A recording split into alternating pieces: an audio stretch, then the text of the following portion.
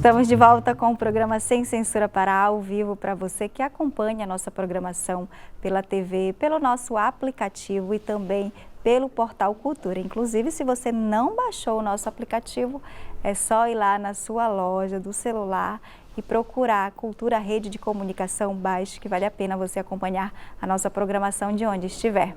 E hoje, você que está participando com a gente, interagindo, mandando pergunta para os nossos entrevistados, a gente tem sorteio logo mais, não é, Wenner? Exatamente, Andréia. Para participar do sorteio, é só enviar ou uma pergunta ou um comentário para o nosso WhatsApp, o 988957957. Para o segundo bloco de hoje, conversamos sobre o papel da inteligência artificial na medicina, já que a ferramenta está ganhando cada vez mais espaço na rotina profissional e nas áreas de pesquisa. Em março deste ano, o Conselho Federal de Medicina publicou uma resolução que normatiza o uso de IA no setor da saúde, estabelecendo limites, responsabilidades e transparência por parte dos médicos para que o profissional seja central no atendimento e na proteção dos dados dos pacientes. Para falar sobre o assunto, estamos aqui no estúdio com a professora Evely Gomes, uma das coordenadoras do eixo da saúde pública do Instituto Nacional de Ciência e Tecnologia e a Amazônia. Boa tarde, Evely, bem-vinda. Boa tarde, Andréa. Obrigada pelo convite. Fale para a gente, para os nossos telespectadores, como é que está essa norma, como é que está a IA nesse setor da medicina. Perfeito. O Conselho Federal de Medicina, com a regulamentação 2454 desse ano, ele vem primeiramente reconhecer que o papel da inteligência artificial na prática médica já é uma realidade, Já estamos vivendo isso. Já estamos vivendo em algumas medidas, Desde as mais simples e no mundo todo a gente já tem ali iniciativas mais complexas, Então, quando o CFM ele traz essa regulamentação, ele vem reconhecer que esse uso, ele ocorre e vai continuar ocorrendo, E ele traz realmente orientações sobre como esse uso deve ocorrer de forma responsável, de forma ética, E ele vai realmente traçar ali responsabilidades e limites sobre o uso dessas ferramentas na prática da medicina. Seria um guia, professora, um regulamento para esse uso? Exatamente. É uma espécie de, funciona na prática como uma espécie de guia, falando um pouco mais, sobre ele, primeiramente é importante situar, que dentro desse guia a inteligência artificial ela tem um papel de ferramenta. Ela é uma ferramenta de apoio. Não substituição, Jamais. Ela não vem a substituir em nenhuma medida, o médico, a autonomia médica ali dentro daquela prática. Ao contrário, ela vem dar apoio a determinadas decisões, seja no diagnóstico, seja em recomendações, mas apenas serve como um apoio, nunca como uma palavra final. E eu aproveito já esse caminho para dizer que o CFM ele vem então confirmar de que a responsabilidade dentro dessa prática médica, ainda que se utilize ferramentas de inteligência artificial, ela é do médico. Perfeito. Quais são os exemplos diários e que setores já estão fazendo uso dessa ferramenta e que isso melhora para o paciente? Perfeito. O uso de inteligência artificial na medicina, enfim, aplicado à área de saúde como um todo, ela pode ser de um exemplo mais simples passando para um exemplo até mais complexo. Então, ela pode, por exemplo, na gestão hospitalar, dar apoio ali à questão da triagem de pacientes, a seleção de leitos, dependendo, por exemplo, do grau de risco, da emergência dos pacientes que estão dando entrada. Ela pode também dar apoio ao diagnóstico baseado em sintomas, baseado em dados clínicos, de fato, ou baseados, por exemplo, em imagens, que dentro dessa área da inteligência artificial, nesse caso das imagens, a gente tem o que a gente chama de visão computacional, que são ferramentas que tentam justamente imitar a nossa capacidade humana de tirar conclusões a partir de uma análise de uma imagem, né? Então, por exemplo, você pode ter ali soluções que vêm a conseguir classificar se determinada célula é cancerígena ou não, né? E até mesmo, por exemplo, indo para uma área também que tem sido bastante discutida, que é a inteligência artificial auxiliando em recomendações bem personalizadas, né, individualizadas. Então, por exemplo, fazer uma análise a partir de estudos genéticos, vamos dizer assim, né, que possam vir a recomendar, por exemplo, uma combinação de drogas particular para aquele caso, para aquela paciente, para aquele paciente, né? Então, quer dizer que a gente vem de ferramentas que, em tese, são mais simples, até ferramentas bem sofisticadas mesmo. Quais são os exemplos, professora, de países que já usam com responsabilidade essa ferramenta e estão auxiliando muito os profissionais? A União Europeia, né, ela estabeleceu em 2024 um marco regulatório do uso, na verdade, não somente do uso, do desenvolvimento, da implementação e do uso da inteligência artificial. E esse marco, né, europeu, ele é vamos dizer, o maior exemplo de regulamentação em termos do uso da IA no mundo todo, né? Inclusive, o próprio marco brasileiro, que ainda não foi aprovado, ainda é um projeto de lei, né? Ele se inspira bastante nesse ato, né, que eles chamam de ato de IA, né, da União Europeia. Então, isso quer dizer que, né, os países que compõem a União Europeia, eles já têm ali realmente diretrizes que tratam não somente do uso da inteligência artificial na prática clínica, mas desde o próprio desenvolvimento dessas ferramentas. Então, quer dizer que, além, né, da área da saúde, há outras áreas que vão utilizar essas ferramentas e desde os desenvolvedores, os fornecedores desses algoritmos também têm responsabilidades, né, sobre esse uso, sobre esse impacto. Então, é um marco bem interessante. Aqui no Brasil, professora, como nós estamos? Aqui no Brasil, né, eu penso que o regulamento, né, do Conselho Federal de Medicina foi importantíssimo, né, para realmente trazer essas diretrizes, né, para que esse uso não seja feito de uma maneira desorganizada, né, irresponsável, até porque saúde pública é uma coisa muito sensível, muito crítica, né? A gente está falando da saúde de pessoas, né? Mas, em termos um pouco mais amplos, né, nós temos realmente ali esse projeto, o projeto de lei, que é o de 2023, né, ele é o que tem mais avançado, né, nessa discussão, né, já foi inclusive posto em consulta pública, já vem sendo muito discutido. Então, eu acredito que ele vem realmente consolidar essa discussão aqui no Brasil, né, trazer essas diretrizes, né, de uma forma mais ampla para tanto os desenvolvedores, fornecedores e usuários, né, da inteligência artificial. E realmente é um marco ali aguardado por todos nós, desde pesquisadores a usuários dessa inteligência. Pronto, a gente tem participação do pessoal que está acompanhando o programa com o Ener. A Jussi Costa, do bairro da Terra Firme, pergunta: o que fazer para evitar que mais pessoas usem IA para substituir o profissional? Jussi, né? Respondendo então, né, a pergunta da Jussi,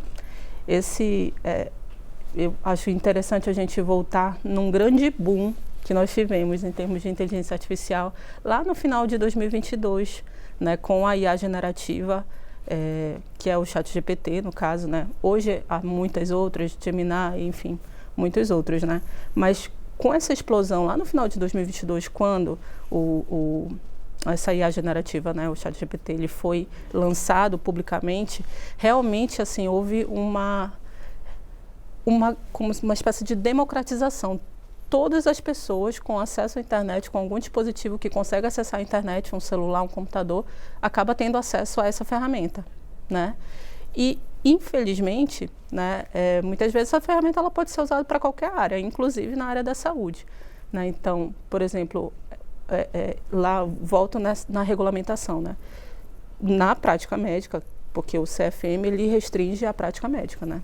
na prática médica, o profissional, ele tem a obrigação, é um dever, informar, inclusive em prontuário, que ele utilizou uma ferramenta de IA para determinada finalidade.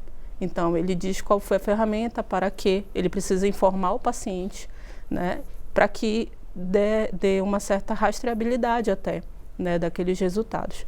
Então, o profissional, ao mesmo tempo, né, ele não é obrigado a utilizar, mesmo que aquela instituição utilize algum tipo de ferramenta, o profissional ele tem o direito de se resguardar e realmente não fazer uso, né? E um dever é registrar em prontuário e fazer a comunicação ao paciente, que por sua vez também tem o direito de dizer: eu não quero que seja utilizada essa ferramenta. Eu já ia lhe perguntar sobre essa transparência, né? De que forma a gente consegue manter, garantir aí a transparência no uso dessas ferramentas na saúde, na medicina? Isso. Essa regulamentação também, 2454, né, do CFM, ela também classifica as ferramentas em graus de risco. Então, você vai ter ferramentas de risco baixo, risco médio e risco alto. Então, as ferramentas de risco baixo, elas precisam ter algum tipo de supervisão, mas elas têm menos critérios. O que seria risco baixo? Seria, por exemplo, a questão da triagem de pacientes, ou um prontuário eletrônico, né, otimizado, algo nesse sentido. Já as de risco médio para risco alto, ela já necessita de um rigor maior, né, em termos da supervisão daquela ferramenta, inclusive permitindo a auditoria. Então, também, né, dentro dessa regulamentação, vem também a criação, a orientação, né, de que instituições que adotem IAs próprias, né, para o seu uso, elas criam uma espécie de comitê de inteligência artificial, que vai justamente, comitê formado por profissionais, né, humanos, que vai justamente trazer essa auditoria, né, realmente para que você possa ter confiança na utilização, né, daquela ferramenta de IA. Monitorar, né? Monitorar, exatamente. Professora, a gente tem mais participação do pessoal que está acompanhando o programa ao vivo com o Ener. O Rafael Ferreira, do bairro do Guamá, comenta que gostou muito da discussão de inteligência artificial na área médica e pergunta como pode saber mais sobre o trabalho do Instituto. Certo. O Instituto Nacional de Ciência e Tecnologia e Amazônia, né, ele é sediado na Universidade Federal do Pará, mais precisamente no que a gente chama de CCADIA, que é Centro de Computação de Alto Desempenho e Inteligência Artificial. Então, esse centro, ele, na verdade, ele congrega diversos laboratórios de pesquisa, diversos pesquisadores, e todos eles têm alguma relação com a inteligência artificial, para diversas áreas, desde difusão científica, biologia, mecânica, cidades inteligentes, né? Então, quem tiver interesse, né, pode nos encontrar no CCADIA, no campus Guamá, pode também nos encontrar nas redes sociais, né? Nós temos o @INCTI Amazônia, tudo junto, tudo minúsculo, e nós temos também o nosso site, que é iamazônia.org.br, né, onde você pode encontrar todas as informações, né, não somente do eixo de saúde pública, mas todos os demais eixos. Professora, a gente tem mais participação do pessoal que está acompanhando a gente. O Ener? A Juraci da Cidade Nova pergunta: a resposta da inteligência artificial é sempre de qualidade em relação à saúde? Juraci, nem sempre. Por isso ela precisa ser sempre validada por um profissional. Então, dentro dessa regulamentação, para a gente ver como a regulamentação ela é bem completinha, né? Dentro dessa regulamentação, ela prevê que essa resposta sempre seja validada pelo profissional, até porque a responsabilidade é do profissional. Então, ele precisa validá-la, né? E outra coisa também que é prevista é que essa comunicação entre o paciente, né, e essa recomendação, esse diagnóstico, ele precisa ser feito pelo médico, não diretamente entre a IA e o paciente. E é interessante a pergunta da Juraci, porque essas ferramentas, por melhor, né, por melhor da intenção, né, das pessoas, dos pesquisadores, dos desenvolvedores, né, em criá-las, mas elas ainda assim podem ter algum tipo de erros, né? Então, por exemplo, né, as IAs generativas, como é o caso do ChatGPT, isso melhorou bastante, né? Mas talvez vocês possam ter ouvido falar de um termo chamado alucinação, né? Que é quando essa resposta ela não é verídica, né? Ela não corresponde com aquele domínio ali que foi perguntado, mas que a ferramenta, a IA generativa, te deu para não te deixar sem respostas, né? Então, né, confirmando a resposta para a Juraci, é que ela precisa ser constantemente validada por um ser humano. Pronto. Tá? E professora, e como é atestado a veracidade e a eficácia das pesquisas quanto as inteligências artificiais são utilizadas? Como esses estudos são feitos? Como eles são aprovados para começarem a ser usados? Perfeito. Como todas essas pesquisas, elas envolvem dados, né? Então, o primeiro passo é nós temos dados de qualidade, né? E toda a prática, né, que envolve, no caso, esses dados, precisa estar de acordo com a nossa lei brasileira, né? A LGPD, que é a Lei Geral de Proteção de Dados, né? E ela vem trazer diversas também diretrizes, né, sobre o uso desse dado, a segurança desse dado, privacidade, né, o esclarecimento para o dono do dado, ele precisa consentir, ele pode, por exemplo, retirar o dado dele ao momento que ele quiser, enfim. Então, começa, por exemplo, né, com esse respeito à LGPD. Do ponto de vista do desenvolvimento também dessas ferramentas, em geral, elas iniciam dentro dos centros de pesquisa, né? E toda pesquisa que envolve o ser humano, ela precisa ser validada, o seu projeto, por um comitê de ética em pesquisa.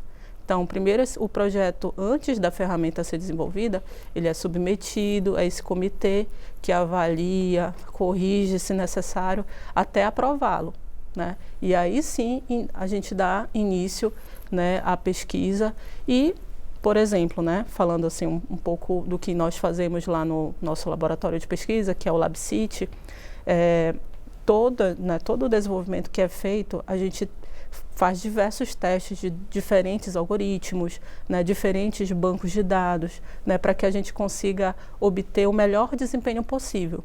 Então, é diferente, por exemplo, da gente ter uma ferramenta que vai dar uma informação de é um gato ou é um cachorro? Porque se for um gato ou um cachorro, esse risco desse potencial benefício ou prejuízo ele é pequeno. Mas quando a gente está diante de uma ferramenta, por exemplo, que vem a dizer essa conclusão desse diagnóstico é positivo para câncer ou não, aí a gente já tem um critério muito mais alto, né, ali envolvido. Então, a gente precisa entregar realmente algoritmos, né, modelos de inteligência artificial com uma avaliação de desempenho bastante alta. E aí vai entrar uma série de critérios, uma série de métricas, né, que nós utilizamos ali na academia. Precisão, acurácia, sensibilidade, enfim, tem muitas métricas ali envolvidas. Professora, e qual é a importância da proteção de dados atualmente? Olha, ela é importantíssima porque, né, os nossos dados, eles de certa maneira dizem quem nós somos, né? E hoje, assim, a produção de dados, ela é imensa. Quando você acessa um site, por exemplo, você tem todo o seu comportamento ali, por exemplo, mapeado no que a gente chama de cookies, né? E logo na sequência você tem ali, milagrosamente, às vezes uma propaganda de algo que tu estavas pensando por alto em comprar, né? Quando você vai numa clínica, você tem um prontuário, certo? Você vai numa outra clínica, você tem outro prontuário. Aí você vai fazendo exames, você tem diversos dados. Então, assim, né, a gente tem a nossa vida mapeada, né, dentro desses bancos de dados. Então, esses bancos de dados, eles precisam estar seguros, né, para que não sejam atacados e para que esses dados não sejam expostos, né, de uma maneira irresponsável, né, a fim de que, por exemplo, se tratar de dados sensíveis, né, como, por exemplo, posicionamento político, religioso, questão sexual, para que esses dados não venham a ser expostos e que o ser humano, possa sofrer algum tipo de retaliação até, às vezes, por parte dessa descoberta desses dados. Doutora, de que forma a população deve estar atenta aí ao uso da ferramenta IA pela medicina? Certo. Bom, com essa regulamentação, né, vindo do CFM, acredito que todos nós agora estamos, de certa forma, respaldados. Tanto os médicos quanto o próprio paciente. Porque desde que, né, o CFM vem, né, trazer, né, essa orientação de que o médico precisa dar a transparência, né, de que ele está usando uma ferramenta, nós, né, enquanto pacientes, a gente tem também ali a liberdade, o direito de saber por que aquilo está sendo usado, de que maneira está sendo usado, que impacto isso pode causar para nós, enquanto pacientes, né?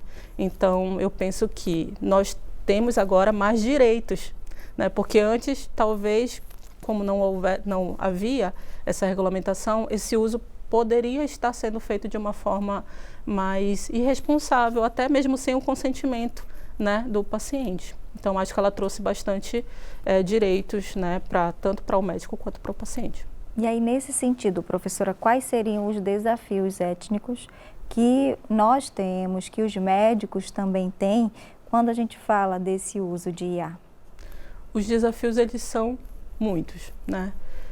Mas eles começam, por exemplo, em nós criarmos algoritmos livres de vieses, né? Então, vieses de raça, de gênero, né? Então, imagine um algoritmo utilizado para contratação de pessoas, né? Então, você não pode criar um algoritmo que seja, ali tenha alguma inclinação a determinado perfil, certo? Então, da mesma maneira, na medicina, né, na saúde, isso precisa ser feito de uma maneira responsável, né, livre de viés. Os desafios em termos de nós, né, pesquisadores, ainda está relacionado à questão dos dados. Essas bases de dados, elas ainda são muito heterogêneas, não se encontram integradas. Muitas vezes elas estão protegidas no sentido de um pouco até inacessíveis, né? Então a gente precisa ter mais integração mesmo dessas bases. O SUS, por exemplo, ele tem um repositório, né, que é o DataSUS, que integra ali diversas bases de diversos domínios, desde vacinação, a questão do câncer do colo de útero, por exemplo, né? E ele é importantíssimo para a gente conseguir criar ali soluções que venham a fazer determinados diagnósticos até sociais, né, de causas e efeito, etc. Então, nós temos esse desafio do acesso aos dados, né? Outro desafio também para nós aqui, brasileiros, especialmente nós que estamos aqui na Amazônia, né? Muitas vezes esses algoritmos, eles refletem dados que não são daqui, né? São dados, por exemplo, de um hospital da União Europeia. Então, quando você traz isso para cá imediatamente, sem fazer uma espécie de ajuste fino nesse modelo, com os nossos dados, a gente corre o risco de estar trazendo ali inclinações que não são adequadas para a nossa população, entendeu? Desde a coleta desse dado ao próprio processamento. Então, acho que são muitos desafios, né? Mas, assim, com muita pesquisa, com muita responsabilidade, a gente vai conseguir superá-los, com certeza. Pronto. A gente tem mais participação, professora. O Carlos Teixeira, do bairro dos Jurunas, pergunta: de que forma as pesquisas realizadas nas universidades públicas têm contribuído para o desenvolvimento de ferramentas de inteligência artificial para a saúde pública, mais especificamente voltadas à saúde da mulher? Perfeito, né? Então, as universidades, né, os institutos de ciência e tecnologia, né, eles têm contribuído imensamente, né, para esse desenvolvimento. Então, desde ali da iniciação científica com os graduandos, né, que a gente chama, passando ali por pesquisas de mestrado, de doutorado, de pós-doutorado, né, diversas assim orientações de trabalho, né, são feitos visando justamente contribuir de alguma maneira com esse estado da arte, né, contribuir de alguma maneira com essas soluções. Então, por exemplo, na saúde da mulher, falando um pouquinho do INCT e Amazônia, lá no nosso eixo de saúde pública, nós temos atualmente pesquisas relacionadas com o câncer do colo de útero, com o câncer de mama, né? Então, são pesquisas que vão desde realmente fazer ali um mapeamento, por exemplo, em termos de Brasil, né? De quais, por exemplo, variáveis sociais estão ali, têm algum tipo de relação com uma maior ou menor incidência do câncer, né? Seja do colo do útero, seja do câncer de mama. Há ferramentas que vêm realmente tentar auxiliar nesse diagnóstico, né? Que aí a gente chama de antecipação diagnóstica, né? Antecipação diagnóstica justamente porque o diagnóstico final ele vai vir a partir dessa análise médica. Então, no caso do câncer de colo de útero, a partir da análise de imagens de teste de Papa Nicolau, e no caso do câncer de mama, a partir de imagens de ultrassonografia. Então, a gente tem feito bastante já estudos sobre isso e tem avançado bastante. Que bom, professora. Você acredita que os profissionais, principalmente os da saúde, eles estão preparados para o uso dessas tecnologias? Penso que preparado é uma palavra muito forte, né? Mas nós estamos, assim, todos nós, eu acho, enquanto sociedade, nós estamos nos preparando, nos adequando, né? Nós estamos diante de um momento que a gente chama de ruptura, né? De quebra de paradigma, como, né, mencionei, desde 2022 para cá, com esse boom das IAs generativas, está todo mundo utilizando. Seja o arquiteto, seja o engenheiro eletricista, seja o médico, seja o nutricionista, todo mundo está utilizando e está todo mundo tentando tirar o melhor benefício sobre isso, né?